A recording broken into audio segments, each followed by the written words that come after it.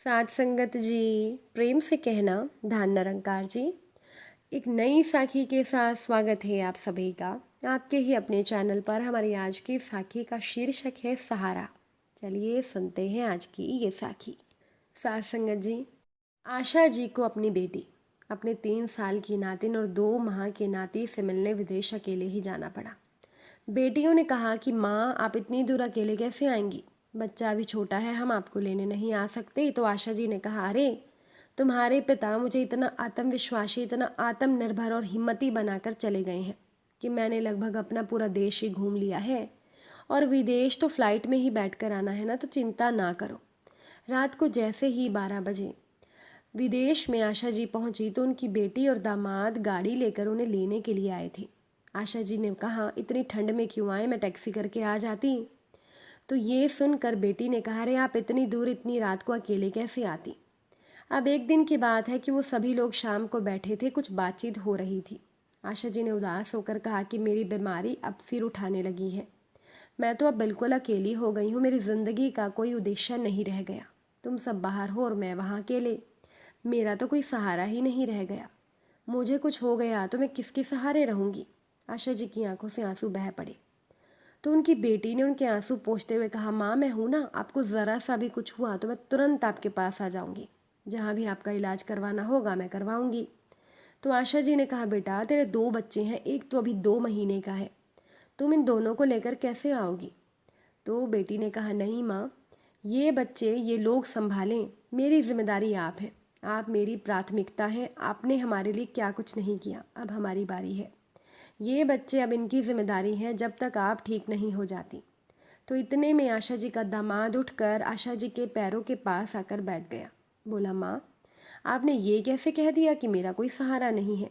क्या एक दामाद आपका सहारा नहीं बन सकता? क्या बेटा और बेटी ही अपने माँ बाप का सहारा बनते हैं? दामाद क्यों नहीं बन सकता? मैं बनूंगा माँ आपका सहारा। आपको हम यहीं पर हमेशा के लिए रखेंगे, आपका लंबे समय के लिए वीज़ा बनवा देंगे, हम सब मिलकर एक साथ रहेंगे।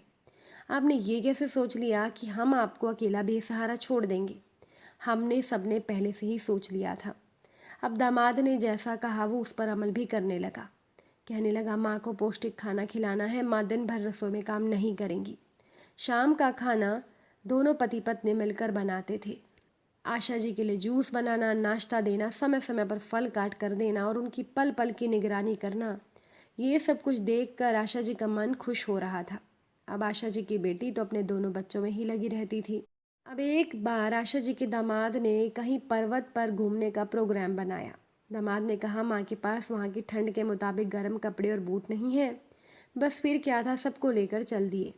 मॉल में ले जाकर दौड़ दौड़ कर तमाम कोट, जूते, स्वेटर वगैरह आशा जी को ट्राई करवाए, और आशा जी के पैरों के पास एडी के बल पर बैठकर आशा जी के दामाद ने आशा जी के पैरों में जूते पहनाए। तो ये जब वो कर रहा था तो आशा जी ने झट से अपने पैर खींच लिए। आशा जी ने कहा, अरे आप ये क्या कर रहे हैं, मेरे पैर मत छूना। तो ये सुनकर उनका दामाद बोला, अरे माँ, अगर आपका बेटा भी होता तो क्या आप तब भी ऐसा ही कहती?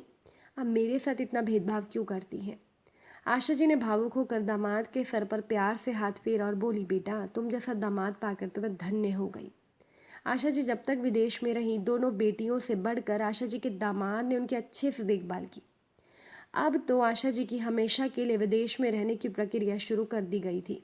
आशा जी को पूरा विश्वास था कि उनका प्यारा दामाद उनका सहारा बनकर हमेशा उनके साथ खड़ा रहेगा। आशा जी की बेटियां तो उनका सहारा थी ही, पर जब तक उनके घर वाले उनका पूरी तरह से साथ नहीं देते तब तक तो सब बेईमानी है। और अब तो आशा जी पूरी तरह से निश्चिंत है, क्योंकि जो उनके दामाद ने कहा था वो कर दिखाया, और उनका दामाद उनके लिए सबसे बड़ा सहारा बन गया।